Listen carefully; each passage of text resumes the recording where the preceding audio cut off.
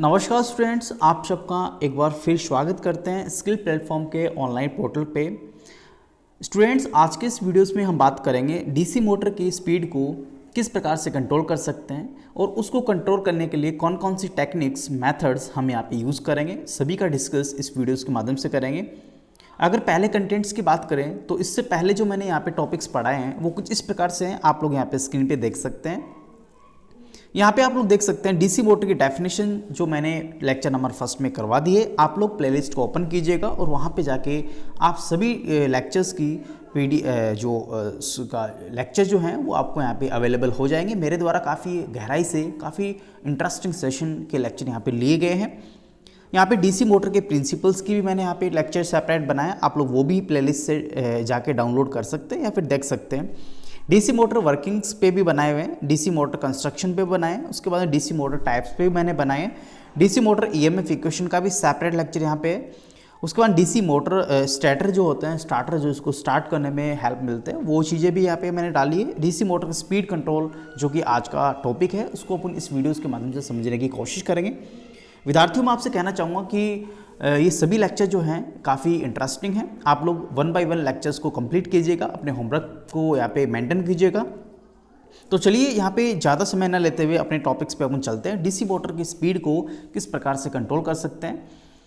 यहाँ पे अगर बात करें डीसी मोटर की, तो यहाँ पे डीसी मोटर में मैंने आपको सिंपल यहाँ पे कंस्ट्रक्शन जो समझाई थी वो इस प्रकार से थी, आप लोग देख सकते हैं। ये आपके पास में आपका रोटर था, उसके बाद में यहाँ पे एक स्टेटर था। अगर मैं बात करूँ इस स्टेटर की, तो इसको आप यहाँ पे स्टेशनरी पोर्शन यहाँ पे कहते थे कि आपका स्टेटर हो गया। और यहाँ पे अगर बात करें तो ये आपका रोटर था जिसको आप रोटेटिंग पार्ट कहते हैं। जो भी वाइंडिंग्स आप करते हैं तो आप लोग यहाँ पे जो स्टेटर पे वाइंडिंग करेंगे, रोटर पे जो वाइंडिंग करेंगे, इस वाइंडिंग का नाम यहाँ पे आर्मेचर वाइंडिंग होता है। अच्छे से समझ लीजिएगा, काफ़ी बेहतरीन ये टॉपिक रहने वाला है। ये आपकी आर्मेचर वाइंडिंग इसको आप कहेंगे। अगर आप इस पे रोटर पे यानी कि स्टेटर पे वाइंडिंग करेंगे, उस वाइंडिंग का नाम यहाँ पे फील्ड वाइंडिंग होगा। यहाँ पे मैं लिख रहा हूँ, इसका नाम फील्ड वाइंडिंग होगा। वापस से मेरी बात को यहाँ पे रिपीट करता हूँ। जो स्टेटर पे आपने जो वाइंडिंग की है, जो वाइंडिंग आपने स्टेटर पे की है, वो वाइंडिंग आपकी यहाँ पे फील्ड वाइंडिंग कहलाएगी, फील्ड वाइंडिंग कहलाएगी। और उसके बाद में जो वाइंडिंग आपने रोटर पे की है, वो वाइंडिंग आपकी रोटर वाइंडिंग या फिर आप इसको कह सकते हो आर्मेचर वाइंडिंग, ये आपकी आर्मेचर वाइंडिंग कहलाएगी। तो ये दो टॉपिक्स आप लोग यहाँ पे अच्छे से देख लीजिएगा। हालांकि मैंने प्रीवियस लेक्चर्स में इन सभी को अच्छे से काफ़ी इंटरेस्टिंग सेशन लेके यहाँ पे आपको पढ़ा दिया है। तो चलिए डीसी मोटर की स्पीड पे अपन यहाँ पे अब चलते हैं। तो अपने स्पीड का मतलब यहाँ पे ये है कि अगर डीसी मोटर की स्पीड आपको कंट्रोल करनी है तो आपके पास में काफ़ी टेक्निक्स हैं, काफ़ी मेथड्स हैं, आप स्पीड कंट्रोल कर सकते हैं। लेकिन डीसी मोटर की जो स्पीड है, मैं यहाँ पे इसको कैपिटल एन से लिख रहा हूँ स्पीड को।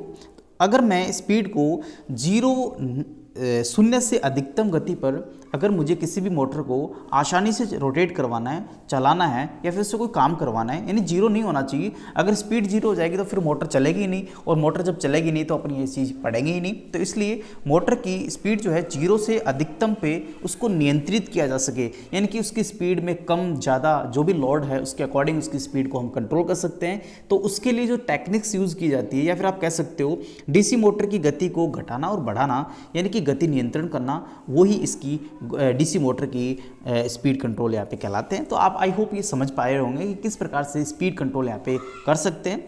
उसके बाद बात करते हैं उस टेक्निक्स की। सबसे पहले स्पीड कंट्रोल के भी काफ़ी यहाँ पे मेथड्स हैं। तो सबसे पहले मेथड्स की अगर बात करें तो अपन यहाँ पे बात करेंगे डीसी शंट मोटर की स्पीड को कैसे कंट्रोल किया जाए। उसके बाद अपन बात करेंगे डीसी सीरीज मोटर की स्पीड को किस प्रकार से यहाँ पे कंट्रोल किया जाए। तो ये दो मोटर्स अपने पास में काफ़ी इंपॉर्टेंट रहने वाली है। सबसे पहले मैं बात करूँगा डीसी शंट मोटर, और उसके बाद बात करेंगे डीसी कंपाउंड मोटर। इन मोटर की बात अपन सबसे पहले करेंगे। तो पहला टॉपिक अपना इस प्रकार से हो गया शंट मोटर, और उसके बाद में हो गया अपने पास में कंपाउंड मोटर। काफ़ी मैं हर चीज़ आपके सामने यहाँ पे डिटेल से लिखता चल रहा हूँ, आप लोग अपने नोट्स मेंटेन कर सकते हैं और लिख सकते हैं और उनको समझ भी सकते हैं।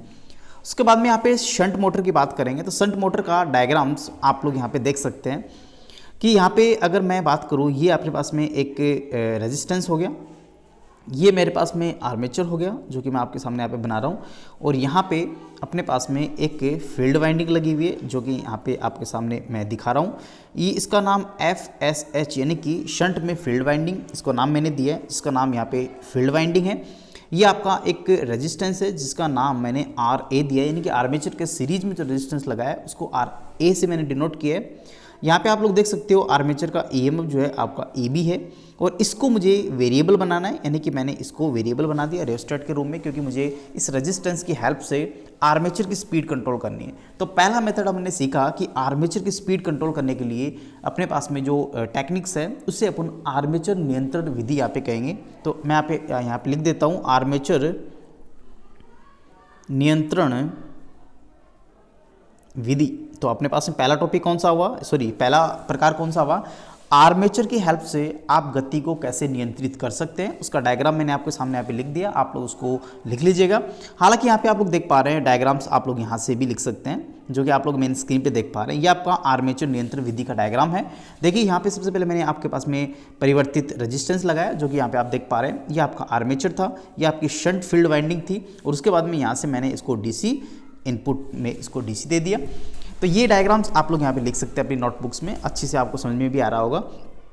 तो इसकी हेल्प से मैंने आपको बताया कि आर्मेचर की स्पीड कंट्रोल करनी है तो इस रेजिस्टेंस से हम उसकी स्पीड को कंट्रोल कर सकते हैं।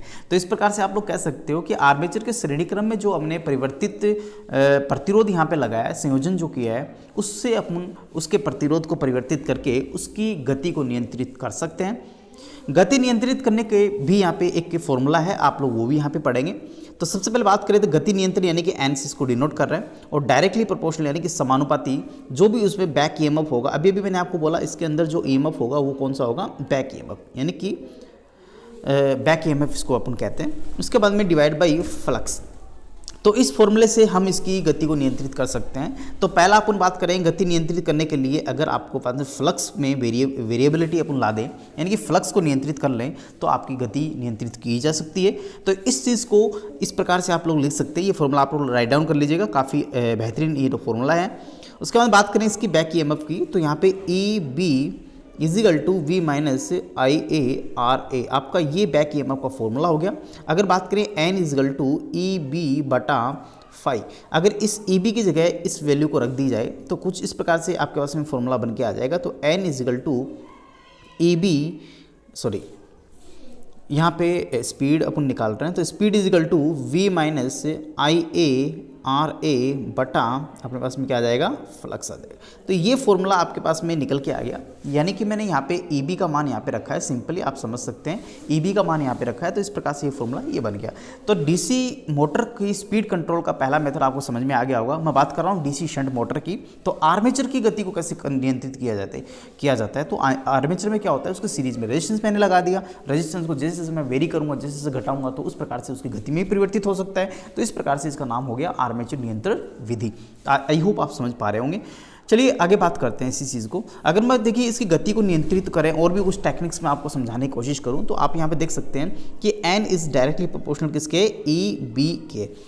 सपोज कर लीजिए मैं गति 1 और बैक EMF 1 ले रहा हूँ, तो इक्वेशन नंबर कितनी होगी, पहली। दूसरी इक्वेशन की अगर बात करें तो N2 is directly proportional to किसका हो जाएगा, EB2। इस समीकरण कितनी होगी, 2।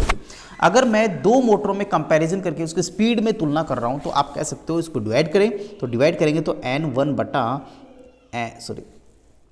यहाँ पे आप इक्वेशन ड्रॉ कर लीजिएगा, मैं इसको साफ कर रहा हूँ, ठीक है। यहाँ से अब इक्वेशन 1 में मैंने भाग दे दिया इक्वेशन समीकरण 2 का। तो यहाँ से आप देख सकते हैं EB1 और दूसरी इक्वेशन अपने पास में थी EB2। यहाँ से मुझे अगर मान लो N2 स्पीड निकालनी है, तो आप इसको क्या करेंगे, पक्षांतर करेंगे। तो पक्षांतर करेंगे तो वज्र गुणा विधि से करेंगे, तो आप कर सकते हो इसको यहाँ पे लिख सकते हैं, यहाँ पे आप लिखेंगे N2 गति अपने पास नियंत्रित तो EB2 EB1, और आप यहाँ पे लिख सकते हैं नेक्स्ट यहाँ पे N1। तो आपके पास में इस प्रकार से गति का एक नया फॉर्मूला निकल के आ गया। हालांकि ये गति के नियम में फॉर्मूले काफ़ी महत्वपूर्ण होते हैं, तो आप लोग यहाँ पे समझ सकते हो और अपने नॉलेज बेसिस के अकॉर्डिंग। तो आपने समझा कि DC मोटर के स्पीड कंट्रोल मेथड्स में जिसमें आर्मेचर की मुझे गति नियंत्रित करनी थी, तो मैंने किस प्रकार से की। तो ये अपने पास में था पहला मेथड जिसमें अपन आर्मेचर नियंत्रण विधि का मेथड सीखा। इसके डायग्राम्स की बात करें तो डायग्राम आप स्क्रीन पे देख पा रहे हैं, आप लोग इस डायग्राम्स को अपनी कॉपी में ड्रॉ कर सकते हैं। ये आपका डायग्राम है। चलिए नेक्स्ट टेक्निक्स की और अपने यहाँ पे बढ़ते हैं। अगली टेक्निक्स की अगर बात करें तो इसमें आप देख सकते हैं, इसके कुछ इंपॉर्टेंस पे आप देख सकते हो कि इसमें जो रेजिस्टेंस होता है वो उच्च धारा के कारण इसका मूल्य काफ़ी होता है, काफ़ी वो महंगा होता है। तो इस प्रकार से ये टेक्निक्स काफ़ी महंगी मानी जाती है। उसको इसका जो यूज़ है वो करेंट की स्पीड को कंट्रोल करते हैं। करेंट जो होती है उसकी स्पीड को कम ज़्यादा लोड से उठाना है। उसका टोस्टर जो होते हैं उसकी यहाँ पे अपन इसमें यूज़ करते हैं। तो ये कुछ इसकी एप्लीकेशंस हैं, आप लोग उनको भी देखिए चलिएगा। नेक्स्ट टेक्निक्स अपन लेके चलते हैं, जो डायग्राम्स आप स्क्रीन पे देख पा रहे हैं। देखिए अब की बार मैंने इस संट ये संट वाइंडिंग है और इस संट वाइंडिंग के सीरीज़ में ही मैंने परिवर्तित रेजिस्टेंस को लगा दिया। हालांकि पहले मैंने आर्मेचर की स्पीड कंट्रोल की थी, तो मैंने आर्मेचर के सीरीज़ में, देखो आर्मेचर के सीरीज़ में मैंने रेजिस्टेंस लगाया। अब की बार देखिएगा यहाँ पे मैंने इस आर्मेचर के सीरीज़ में तो कुछ नहीं लगाया, लेकिन मैंने सीरीज़ जो लगाया वो किसके लगाया, फील्ड वाइंडिंग के सीरीज़ में उसी रेजिस्टेंस को यहाँ पर लगा दिया।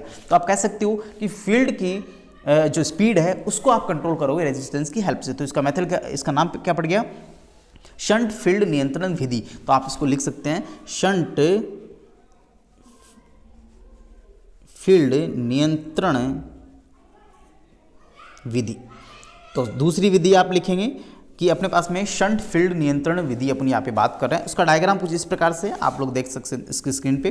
तो यहाँ पे इसके बारे में अगर मैं थोड़ी सी आपको समझाने की कोशिश करूँ तो आप लोग देख पा रहे हैं कि इस विधि में मुख्य रूप से जो पोल्स हैं, जो ध्रुव हैं चुंबक के, फ्लक्स के बदलने गति नियंत्रित की जा सकती है। यानी कि अगर आप इसके ध्रुव को बदल दें, यानी आप देख पा रहे हैं यहाँ पे इसकी एन पोल हो गया, ये आपका एस पोल हो गया, तो इसके ध्रुव को आप लोग बदल दें, एन को अगर आप एस कर दें, एस को अगर आप एन कर दें, तो इस प्रकार से इसकी स्पीड को भी आप यहाँ पे नियंत्रित कर सकते हैं परिवर्तित प्रतिरोध की सहायता से। तो ये अपने पास में डायग्राम था आपका कि शंट फील्ड नियंत्रण विधि से किस प्रकार से आप लोग यहाँ पे स्पीड को कंट्रोल कर सकते हैं। तो मैंने दो मेथड आपको यहाँ पे इस लेक्चर में पढ़ाए हैं। पहला जो मेथड है वो डीसी शंट और कंपाउंड मोटर में मैं सबसे पहले बात कर रहा हूँ, तो उसमें आर्मेचर नियंत्रण विधि, दूसरा अपने पास शंट नियंत्रण विधि मैंने आपके सामने समझाई। सबसे ईजी जो विधि होती है, सबसे सरल विधि थी, सबसे सस्ती विधि जो होती है वो आपकी होती है शंट फील्ड नियंत्रण विधि, और सबसे महंगी, सबसे जो लेंथी विधि जो होती है वो होती है आर्मेचर नियंत्रण विधि। सबसे ज़्यादा यूज जो होती है वो आपके पास में यहाँ पे शंट फील्ड नियंत्रण विधि होती है, जो कि आप स्क्रीन पे देख पा रहे हैं। और इसी से आप लोग फील्ड धारा का मान घटने और बढ़ने से आप लोग यहाँ पे इसको कंट्रोल कर सकते हैं। उम्मीद करता हूँ ये लेक्चर आपको अच्छे से समझ में आ गया होगा। जो विद्यार्थी अभी तक इस चैनल को सब्सक्राइब नहीं किया, कृपया करके चैनल को सब्सक्राइब करें, बेल आइकन्स भी दबाएं, साथ ही आप लोग इसको लाइक्स भी करें और अपने फ्रेंड सर्कल में इसको शेयर भी करें।